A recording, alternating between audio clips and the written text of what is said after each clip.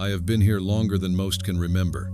I am the roof that shelters the home at the edge of Nazareth, the one where the olive trees lean just a little closer and the wind hesitates before passing. My tiles are cracked with age, not from neglect, but from the weight of prayers that have risen beneath me night after night, year after year. Moss clings to me like old memories, soft and quiet, and I do not mind its presence. It reminds me that stillness is not emptiness, that time does not pass in vain, that something sacred can dwell even in silence. I have covered the lives of many an old couple who once lived here and whispered stories of the prophets to their grandchildren, a widow who wept beneath me for 40 nights before she smiled again. And now, Maria, she is not like the others. There is a calm in her steps, a light in her silence, as if she knows something she cannot yet name. And when she hums while drawing water or sweeping the floor, I listen. Her voice is not remarkable by earthly measures, but it carries a tone the wind does not forget. I have heard songs before wedding feasts, lullabies, chants of mourning, but hers is the only one that does not rise from the ground up but seems to come from above, descending gently as dew on my old clay bone. It is not always singing, though. Sometimes she simply speaks, her voice barely above a breath, and I strain to hear. She does not know I am listening. No one thinks a roof has ears. But I have heard promises made and broken. I have absorbed the sighs of the weary and the laughter of the newlywed. And now I hear her heart. It beats with a rhythm of longing, not for fame or escape, but for something more, something eternal. She speaks often of the prophets, Isaiah, Micah, words she has memorized with fingers brushing parchment and eyes lifted skyward. She recites them not like a student, but like someone answering a call. A virgin shall conceive, she says sometimes, and then goes quiet, as if waiting for the rest of the sentence to be written not on scrolls, but into her life.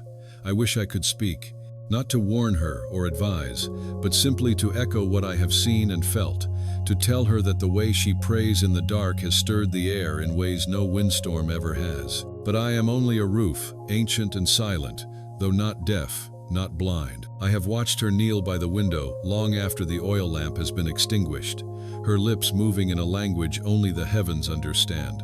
And I have wondered, does she know that something is listening, that the sky itself holds its breath when she speaks? If the stars had voices, would they not lean closer too? I have held warmth and rain, heat and frost. But now I hold something else, sense of waiting, not the anxious kind, not dread, but a hush, a deep breath drawn by the earth before it says something it can never take back. Something is coming. I can feel it in the way the sparrows land more softly, in how the light bends through the olive branches and paints her face with gold. Something is preparing to speak, and I, the moss-covered roof of a humble home, have been chosen to listen first. I do not deserve this. I have no virtue. I am just clay and dust, shaped by hands now long buried. But grace, I am learning, does not ask for credentials. It lands where it will, like light, like mercy. And here, in this corner of Nazareth, beneath my weathered frame, a girl has found favor, not through beauty or power, but through her quiet yeses, offered not yet aloud, but woven into the way she lives, the way she waits. So I wait with her. I do not know what for, but the stars above my back do not blink the same way anymore. The air tastes of promise, and I, who have no voice, begin to tremble not with fear, but with awe. Something is coming, and I was allowed to see the stillness before it begins to move. At night, the silence is not empty. It is full thick with breath, memory, and unspoken prayers. I lie still beneath the stars, holding the warmth of the day in my clay ribs, and I listen. The village quiets quickly after sunset. Children are hushed, lamps are dimmed, footsteps fade, but in this house beneath me, something lingers. Maria does not sleep easily. She moves through the shadows like one who knows that the dark is not without witness. Her feet glide across the floorboards with reverence, not fear, as if she believes someone walks beside her even when no one is seen. She lights a small lamp, just enough to outline the shape of her hands, the gentle curve of her shoulders, the slight furrow in her brow. Then she sits by the low window and begins to whisper, not to herself, not into the void, but upward, To him, I cannot hear all the words. Some are swallowed by the stillness. Others drift through me like breath through branches. But the tone is unmistakable. It is longing wrapped in surrender, hope clothed in humility. She is not demanding. She is not bargaining. She is simply offering herself, one word at a time. Sometimes, she speaks aloud the names of those she has seen suffereth, blind man near the well, the child who limps, the mother whose arms remain empty, and I hear her voice break, not in despair, but in compassion so deep it seems to tear through her. And other times, she simply says, "Here I am," nothing more, no elaboration, just presence, availability, as if that is enough, as if that has always been enough. The wind rustles the olive leaves outside and brushes softly against my tiles, and in that hush, I recognize something ancient awakening. There is a rhythm to her nights, a sacred repetition. She kneels, she waits, she prays, she falls silent. Then the cycle begins again, not from obligation, but from desire. If each prayer deepens a well that draws her closer to something vast and hidden, yet tender. I, who have known so many roofs, so many lives, have never seen devotion like this. Not public, not praised, just pure. And in that purity, there is power, not the kind that commands attention or alters laws, but the kind that can part the veil between heaven and earth with nothing but faith. I have begun to wonder if even the stars are listening, if their slow, deliberate dance across the sky is not just gravity, but awe. Maria's voice is not always steady. Some nights, it trembles. She asks questions no one has answered. Why are the lowly forgotten? Why do the wicked prosper? Why is the promised one still not here? But even in her questioning, there is trust. She does not accuse, she seeks. And I suspect that is the kind of heart God waits for, the kind that dares to weep without closing, that bleeds but still blesses. And I feel, in the creaking of my joints and the chill settling in my bones, that something sacred is being built beneath me, not with stone or wood, but with surrender. She speaks to God as if he were in the room, as if he leaned against the opposite wall and watched her hands move. And maybe he does. Maybe the invisible is not distant. Maybe what she senses in the stillness is more than imagination. I know this. When she finishes her prayers, when she blows out the lamp and lies down on the simple mat with her hands folded over her chest, a peace settles that is unlike any I have known. It is not the quiet of exhaustion, but of communion, as if her soul has been touched, as if her words, feathered and fragile, have reached the ears of the one who bends down to listen. I have felt many things in my life: storms that rage, winds that tear, heat that bakes, and frost that cracks, but I have never felt holiness. Not until these nights. And now, I find myself holding my breath when she begins to pray, afraid that even the creak of a shifting tile might disturb what is unfolding. There is something about her, something that does not come from birthright or teaching or strength. It is the way she listens after speaking, as though she expects an answer. The way she leans into the silence, not as an end, but as a doorway. She is young, barely more than a girl, and yet there is something eternal in her posture, a readiness. I do not know what is being asked of her. I do not even know if she knows. But I have the strange feeling that heaven is waiting too. That every time she whispers, "Here I am," a ripple travels through realms I cannot see. And I, a roof grown weary with age, am given front row stillness to a conversation that might soon alter the world. So I listen. I hold her prayers like dew on moss, fragile and bright. And I wait. I wait for the word that does not come by thunder, but by whisper. I wait for the answer to her yes, which she does not yet know she is saying. She always lights the lamp the same way, with care, with tenderness, with a kind of affection that seems out of place for such an ordinary object. The wick is short, the oil barely enough for a few hours, but her hands move with intention, as if she believes this small flame holds a sacred duty. I watch her from above, as she shields the light from the night breeze slipping through the cracks. And for a moment, the room becomes something more than wood, and stone it becomes sanctuary. This lamp is no larger than a child's hand. Its clay body is chipped, and its handle was once broken and mended with string. Yet in her presence, it seems to glow with a strength beyond its making. I have seen kings' lanterns burn with greater brilliance, but they did not carry the same stillness. Her lamp does not boast. It does not compete. It simply burns, steady, patient, a silent echo of the soul who lit it.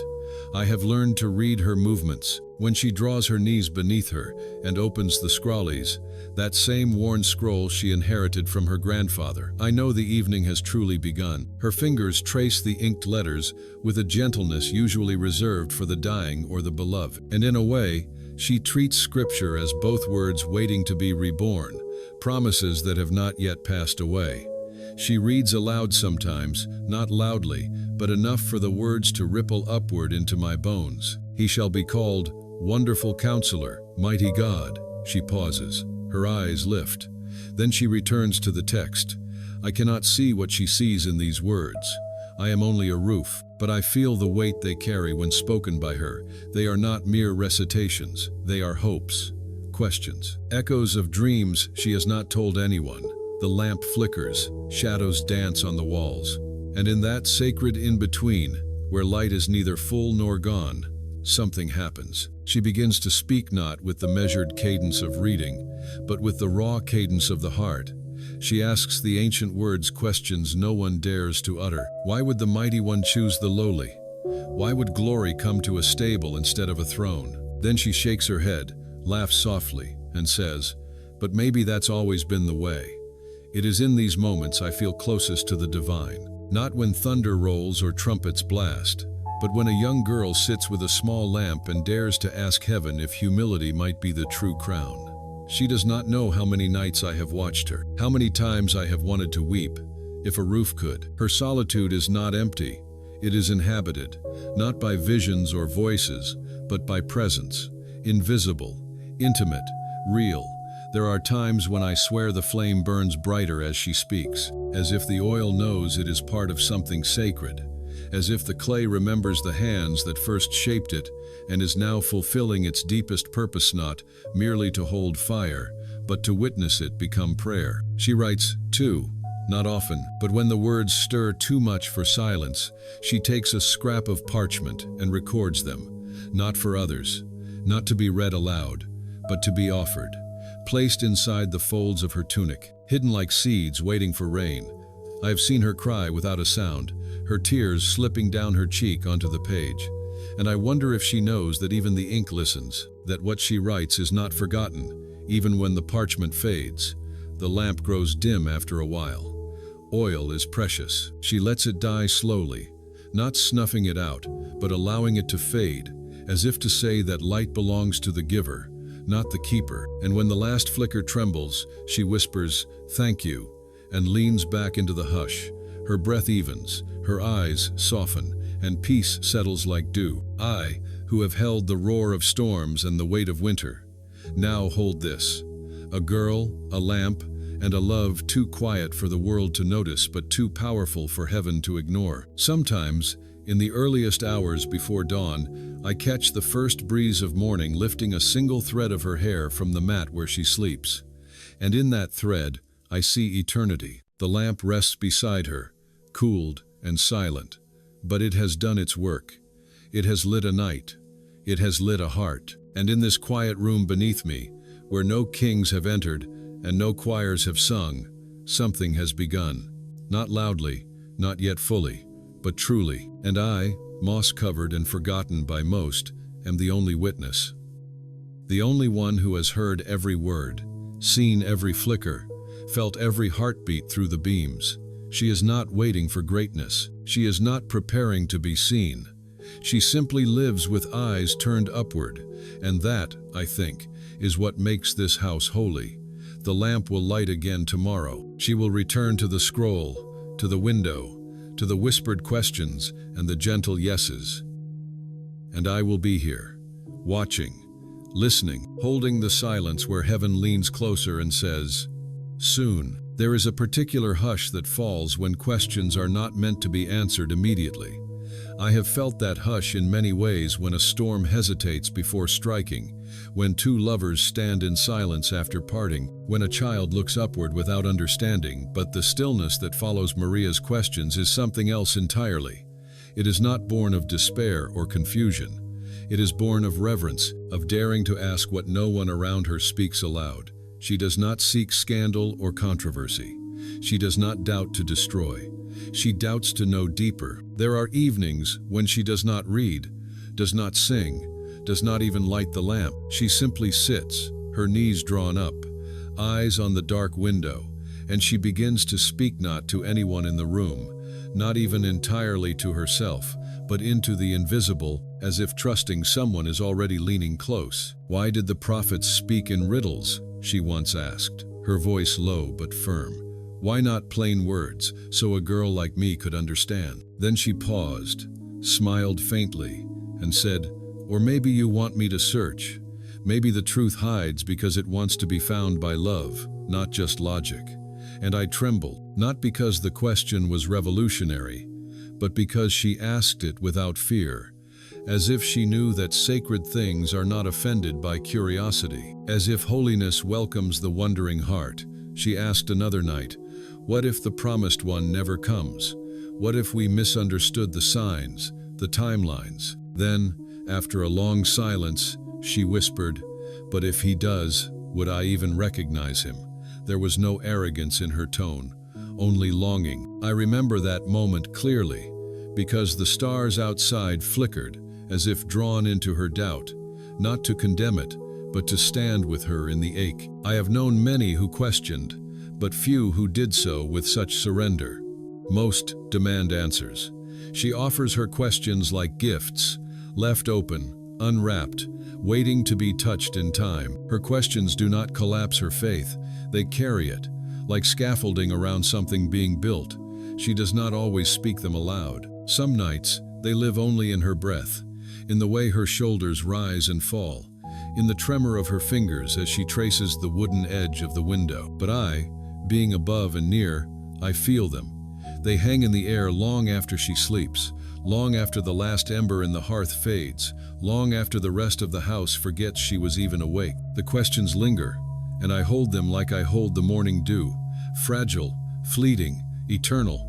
There was one night, unlike the others, when she did not ask anything at all. She simply sat in stillness, her eyes wide, filled not with fear but with something that looked very much like awe. I do not know what she swore if she saw anything, but I felt the air shift, a weightless weight, a heaviness that did not press down but drew in. And in that moment, I thought I heard something too, not a voice, not a word, but the deep exhale of heaven preparing to speak. She placed her hand on her chest and said, "Is it possible you would choose someone like me?" Then came silence, a silence that did not need to be filled. I have watched her rise from such moments, changed not dramatically, not as one who has seen visions or encountered fire, but like soil after rain, subtly softer, ready. Her neighbors do not know. They pass her in the marketplace and think of her as the carpenter's betrothed, a girl with a quiet smile and steady hands. But I know more. I have watched her wrestle in the night, wrestle not with doubts of God's existence, but with the mystery of His ways. She is not seeking a crown, she is seeking understanding, not for glory, but for communion. She wants to walk in step with whatever is true, even if it leads through shadow. And I, forgotten and weathered, find myself learning from her, because I too have wondered why this house, why this girl, why now? I have seen many come and go, homes filled with wealth, with beauty, with lineage, but none of them glowed the way this one does in silence. None of them welcomed mystery as gently. Perhaps heaven is not drawn to power, but to readiness. And Maria, through her questions, is readying herself, not with plans, but with openness, not with answers, but with love. She may not know the path ahead, but she knows how to kneel, how to listen, how to ask and wait without bitterness. And maybe, just maybe, that is the kind of soil into which the word wishes to be sown. She is not a prophet, not a scholar.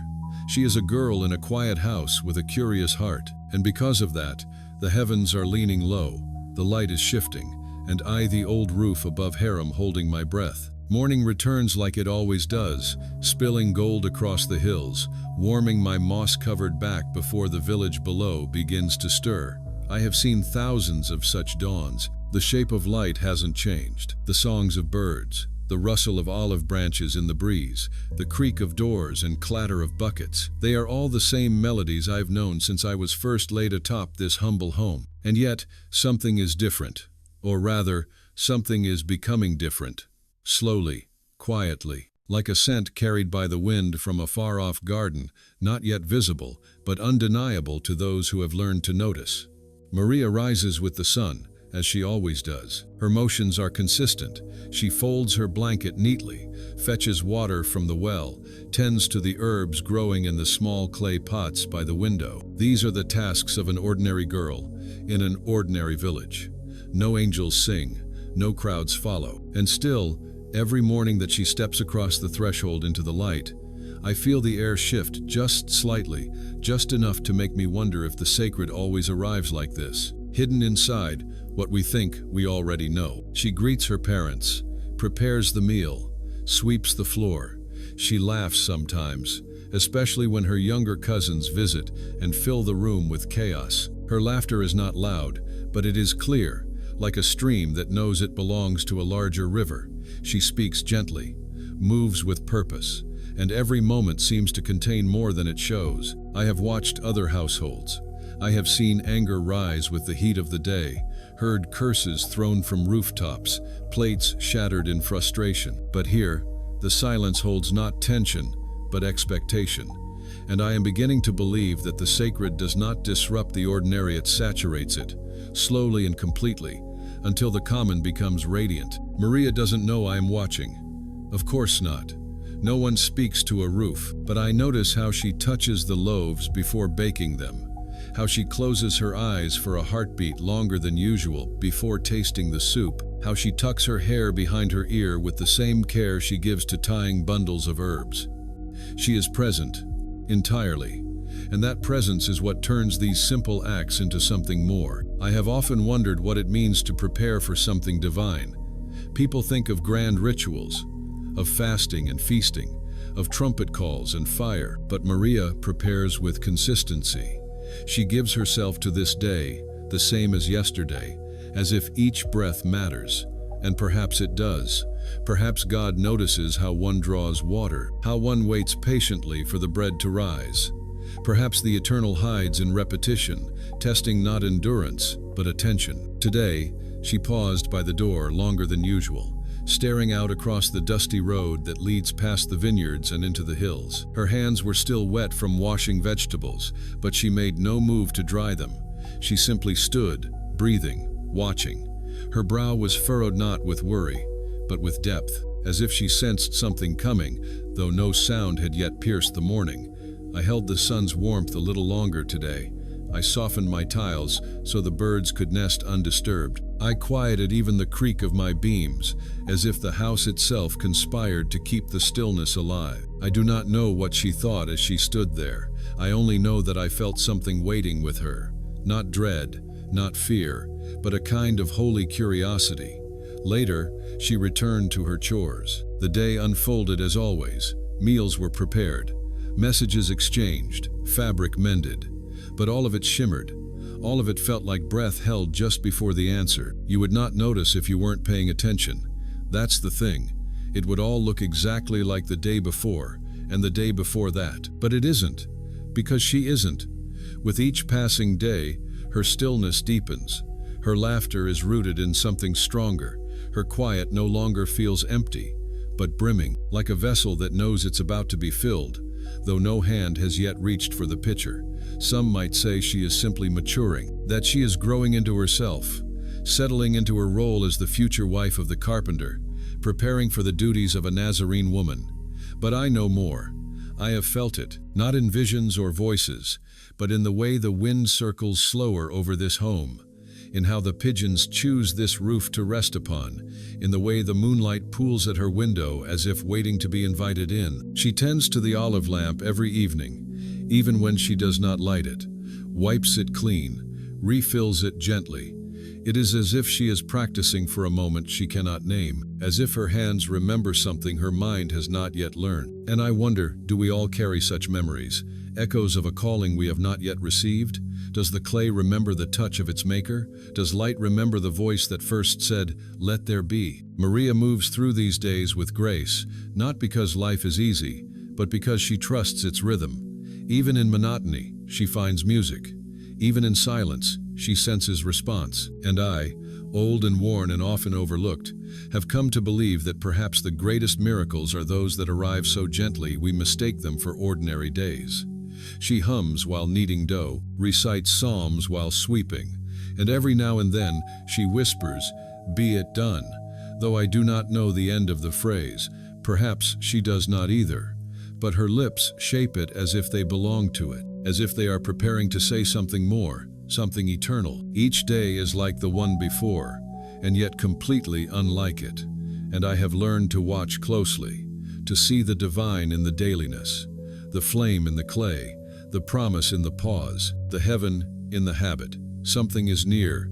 I do not know when it will come or what form it will take, but I know that when it does, it will not arrive as thunder or quake, but in the form of what already is made holy by the heart that receives it. And when that moment comes, I, the rafter-worn roof, will say, "Yes, I knew," not because I saw, but because I listened, because I noticed, because I waited with her, day after ordinary day, until the ordinary itself began to shine. He comes often now, the man with strong hands and quiet eyes. His name is Joseph, and though he is not yet Maria's husband, there is something in the way he stands at the doorway, something in the silence that stretches between them, that speaks more deeply than vows ever could. I have watched them together beneath melodramatic gestures, no whispered secrets exchanged beneath moonlight, but a kind of trust that grows like roots beneath soil, unseen and steady. Joseph carries wood on his back,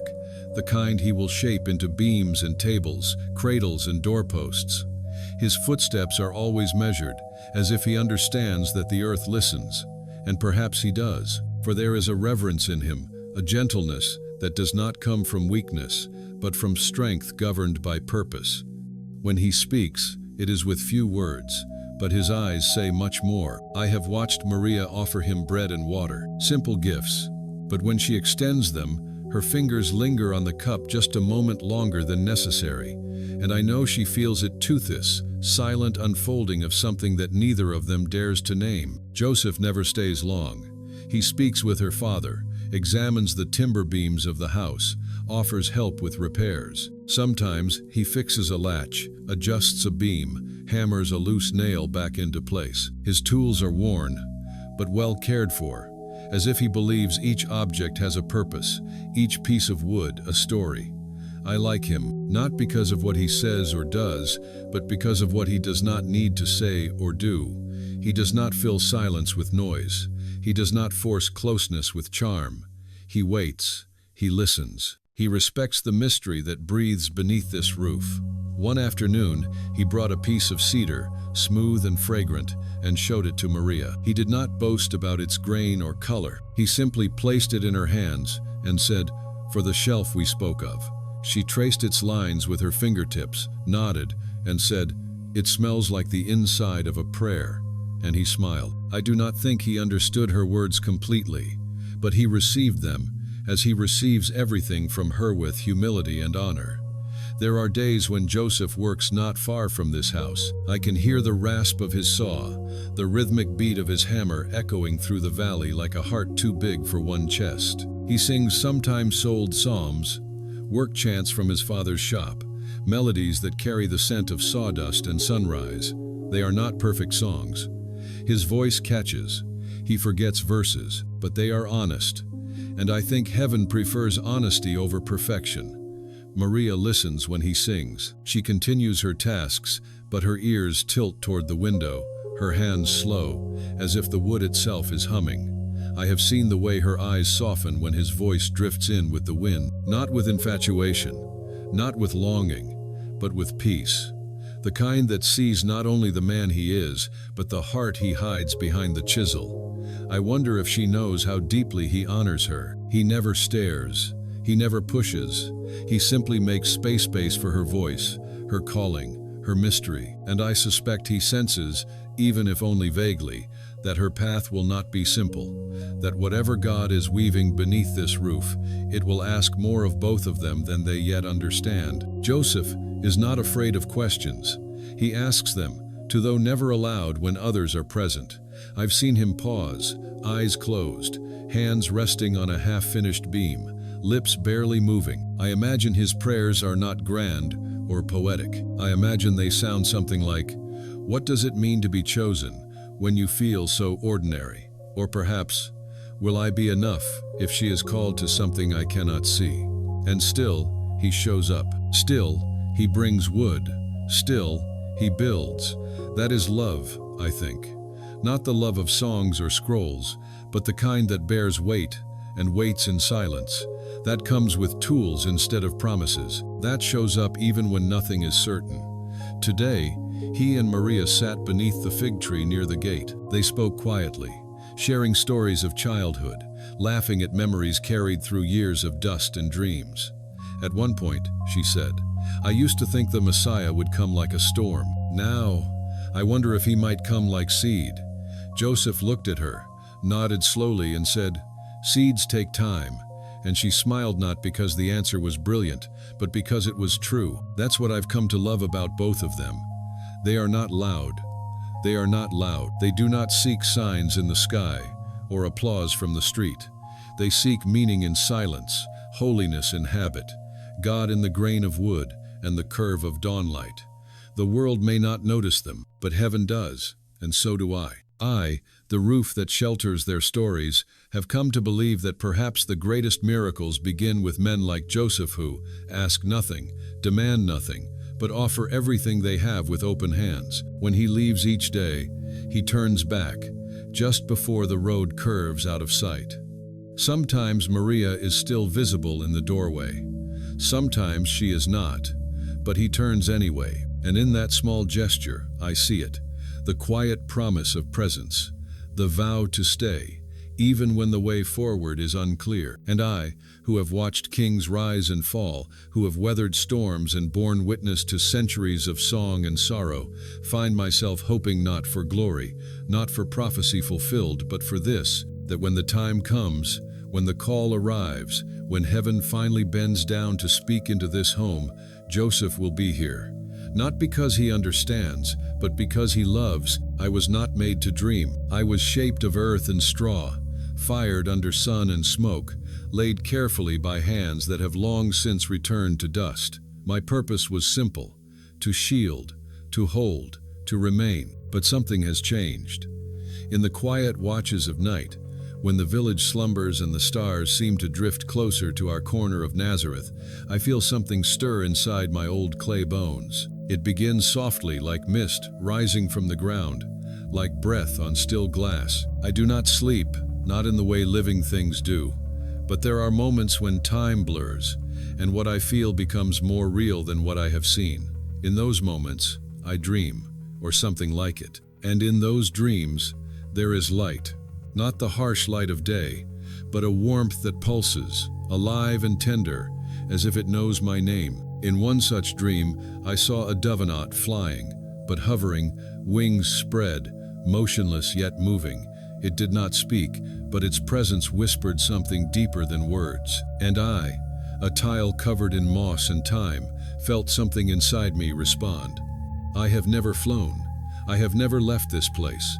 But in that moment, I understood longing, not for escape, but for embrace.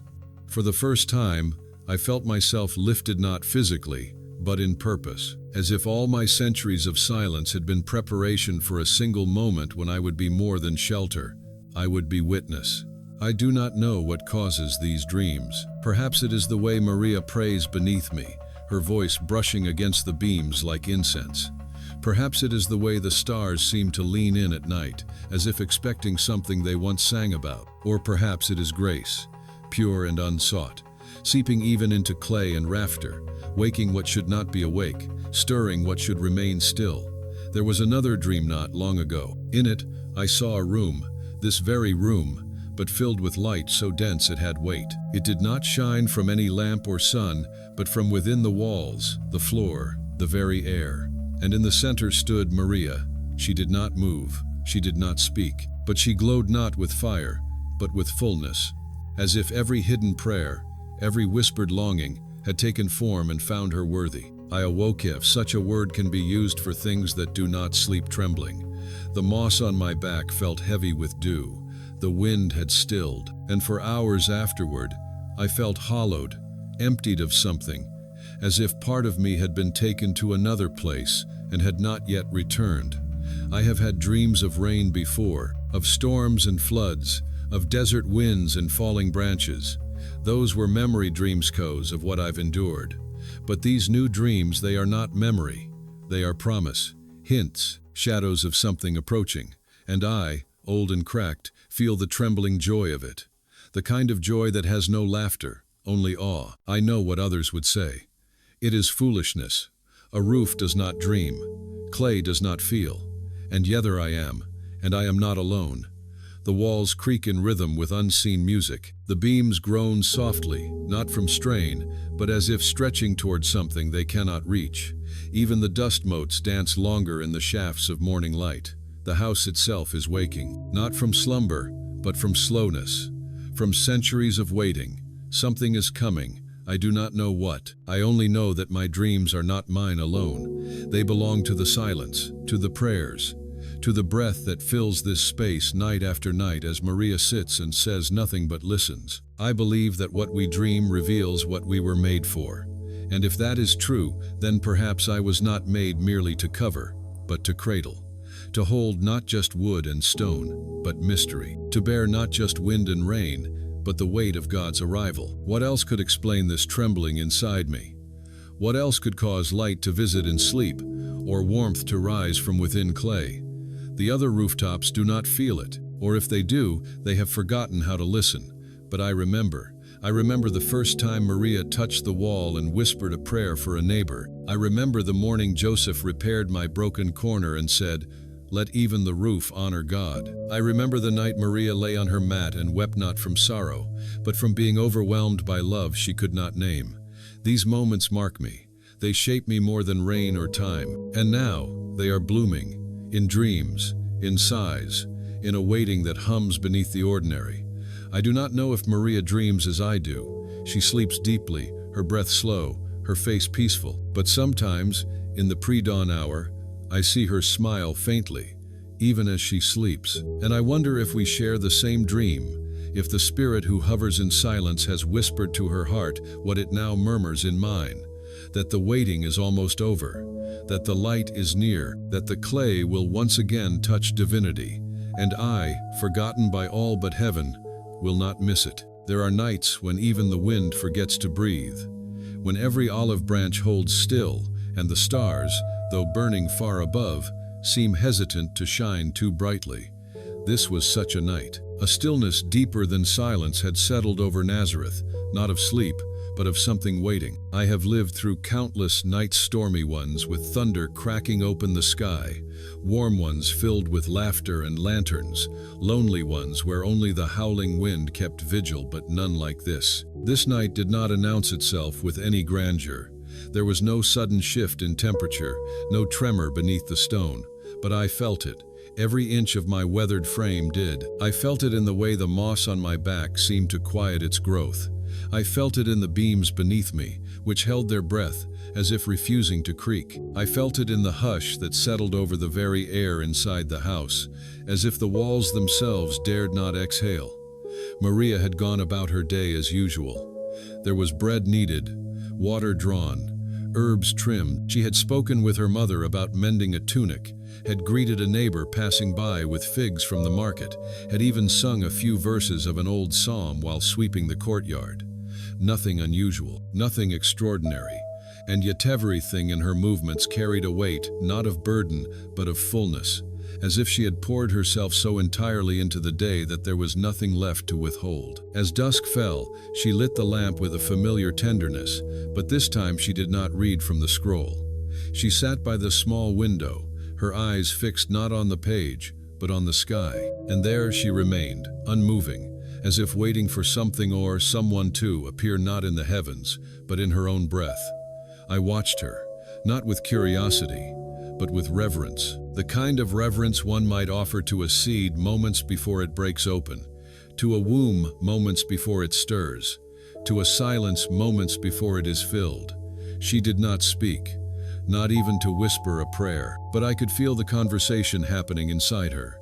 It hummed like an unstruck chord, tension and peace woven together. At one point, she rose, placed the lamp closer to the window, and sat again, cross-legged, hands resting gently on her lap. The flame cast a soft glow across her face, illuminating the calm in her features, the firmness of her gaze, the softness in her mouth, as if she had already formed a word she had not yet spoken. I do not know how long she stayed like that.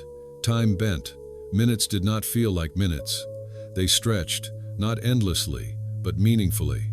And in that stretch, I felt the entire house listen. Even the stone beneath the floor felt alert. It was as if the world had narrowed to this one room, this one girl, this one breath being held.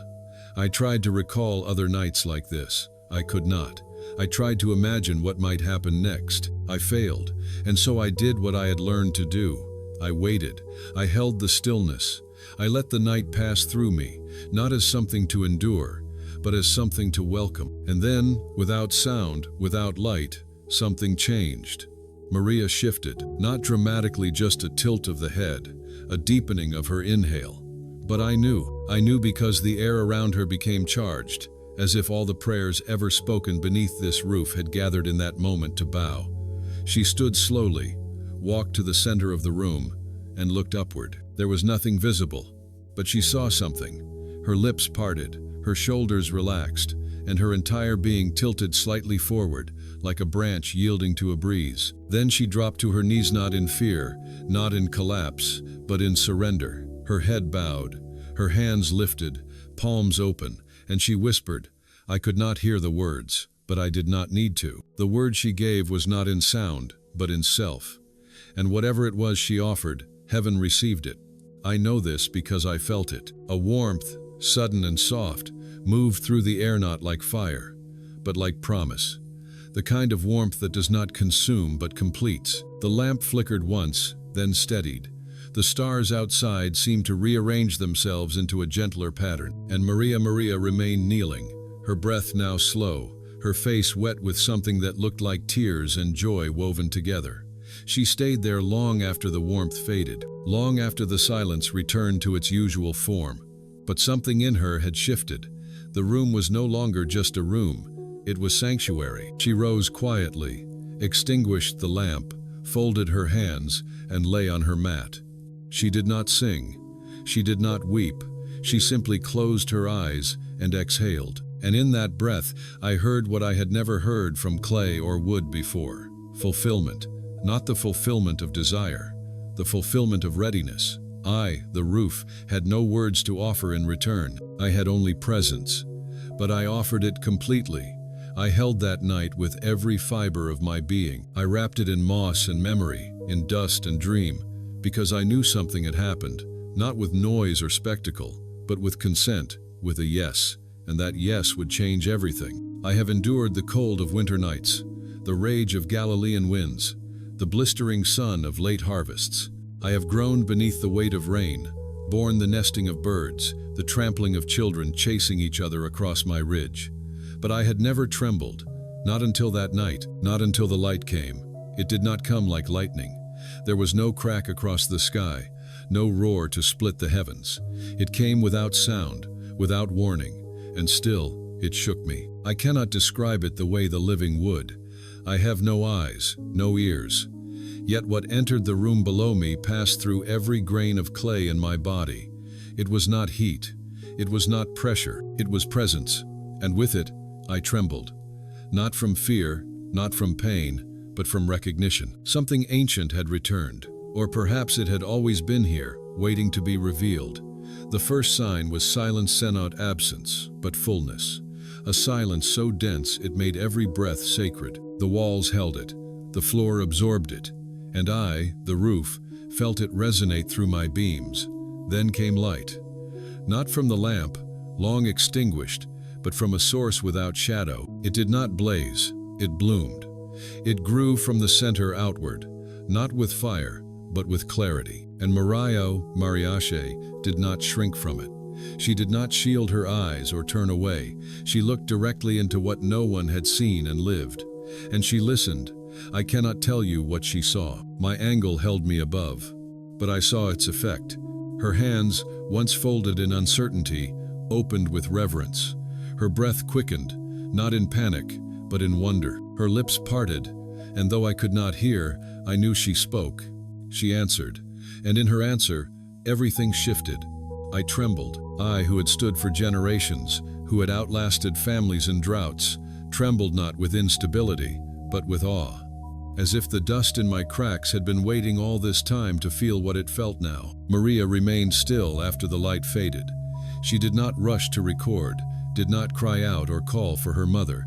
She simply remained, kneeling, breathing, and I, above her, kept still, not because I had no choice, but because I understood. This was not a moment to mark, it was a moment to become. She stood finally, not with the urgency of someone interrupted, but with the calm of someone completed. She touched the window frame gently, the way one touches a sleeping child, and then she whispered something, only one word, perhaps, but it was enough. Enough to make me tremble again. There are things I cannot grasp. I am, after all, only a roof, but I have carried the weight of many lives, have held their joys and sorrows, have kept their secrets and their shelter, and I know this. Never had I held a moment like that one. Never had I witnessed a human being become so utterly still, so wholly offered. The stones beneath me did not shift, the beams did not crack, and yet everything inside this home had changed. I felt it in the way the air no longer moved as it used to. I felt it in the way the moonlight passed through the window differently, slower, as if in awe. I felt it in myself, in this body of sun-baked clay and forgotten purpose. Something holy had entered, not just the room, but the material of the world. And I, being part of that world, could not help but respond. I had no voice to praise, no hands to lift, but I trembled.